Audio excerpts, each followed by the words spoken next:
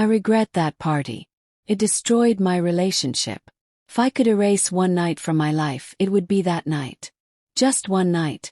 That's all it took to tear apart years of love, trust, and everything I thought was real. I went in smiling, hand in hand with the person I thought I'd spend forever with. I left broken, alone, and questioning if I ever truly knew him at all. That night I didn't just lose a boyfriend. I lost the future I had dreamed of. And the worst part, I didn't see it coming until it was too late.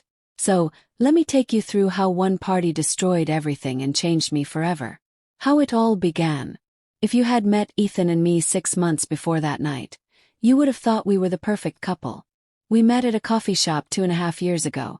One of those cliché but beautiful moments where we both reached for the same blueberry muffin. He laughed, blushed, and somehow the conversation flowed so naturally, as if we'd known each other forever.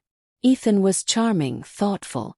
He had this way of making you feel like you were the only person in the room.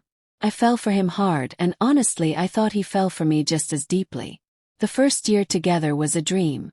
Late-night talks, weekend road trips, lazy Sunday mornings, wrapped in each other's arms. We talked about the future, joked about how many kids we'd have, even browsed apartments together just for fun. But like most things, the cracks didn't show immediately. They started small. Missed texts, cancelled plans, moments when he seemed distant but brushed it off as just being tired from work. I let it slide. After all, we were both busy. Stress was normal, right? That's what I told myself every time I got twisted with worry. Until that night. The party invitation. It was a Thursday afternoon when Ethan texted me. Big party Saturday night, Mike's birthday. Everyone will be there. Want to come? I remember smiling at my phone. Mike was Ethan's best friend from college. I had met him a few times, a loud, funny guy who loved hosting crazy parties. First I hesitated. Work had been brutal that week, and honestly, all I wanted was a quiet night in. But I hadn't seen Ethan much lately, and the thought of spending time with him, even in a chaotic setting, felt too good to pass up. So I texted back, of course. Can't wait. That Saturday night. I spent way too long getting ready that Saturday. Curled my hair. Put on the deep red dress Ethan loved. The one he once said made me look dangerously beautiful. I remember standing in front of the mirror, feeling a spark of excitement. Maybe tonight would remind us both of what we had. Looking back now, I realize how desperately I wanted to believe that. We drove to the party together. Music blasting in his old car, windows down. The city lights whizzing past like streaks of gold. For the first time in weeks I felt happy. When we arrived, the house was already packed. Music thumped so loudly it shook the windows. Laughter and shouting spilled out onto the front lawn. Ethan grabbed my hand, lacing his fingers through mine, and for a moment it felt like old times. He leaned in, kissed my cheek and said, "Let's have some fun tonight, okay?" I nodded, heart swelling with cautious hope. But within minutes of stepping inside, things changed. The beginning of the end.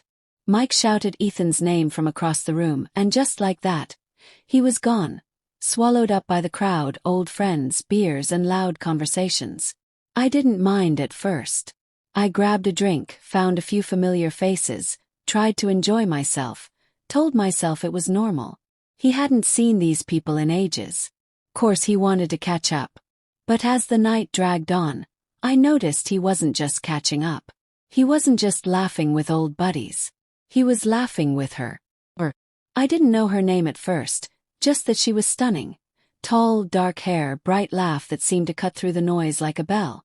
I caught glimpses of them through the shifting crowd. Ethan leaning in close, whispering something that made her throw her head back and laugh. The way his hand lingered on her waist as he moved past her.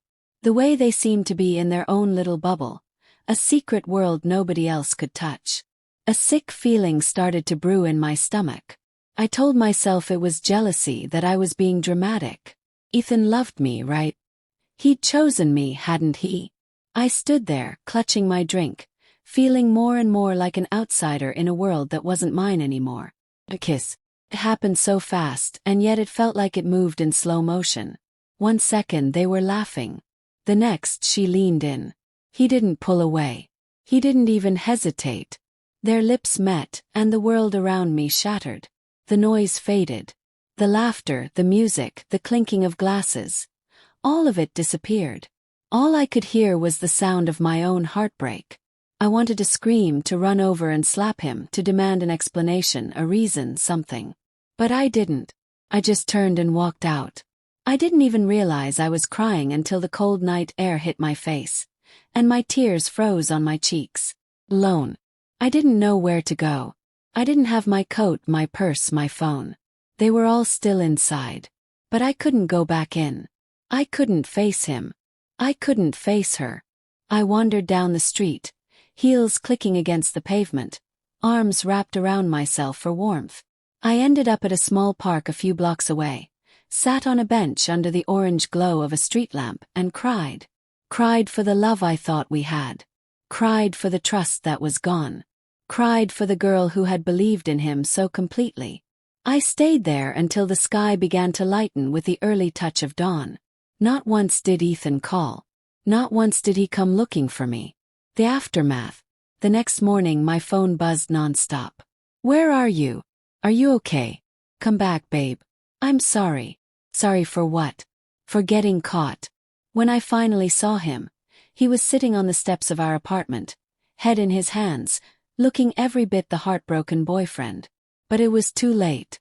He tried to explain. Said he was drunk. Said it didn't mean anything. Said he didn't even remember it happening. But I remembered. I remembered every second, every look, every touch, every betrayal. No amount of apologies could fix that. I packed my things that afternoon. Left behind the framed photos, the little inside jokes scribbled on sticky notes, the memories. I left behind the girl who had loved him. And I walked away. Reflection. It's been over a year now since that night. Sometimes I wonder if he ever regrets it. If he ever thinks about the life we could have had. But mostly I think about me, about the girl who deserved better. About the woman I'm becoming. Stronger, wiser, braver. I realized something important. Love isn't just about laughter and kisses and inside jokes. It's about loyalty. It's about respect. It's about knowing that even when you're not looking, the person you love is protecting your heart, not breaking it. That night hurt like hell, but it also freed me. It taught me that sometimes, the hardest goodbyes are the ones that save us. Have you ever had one night that changed everything? Have you ever realized someone you loved wasn't who you thought they were? I'd love to hear your story. Drop it in the comments. You never know who might need to hear that they're not alone. And if you're going through heartbreak right now, just know it's not the end. It's the beginning of finding the love you truly deserve.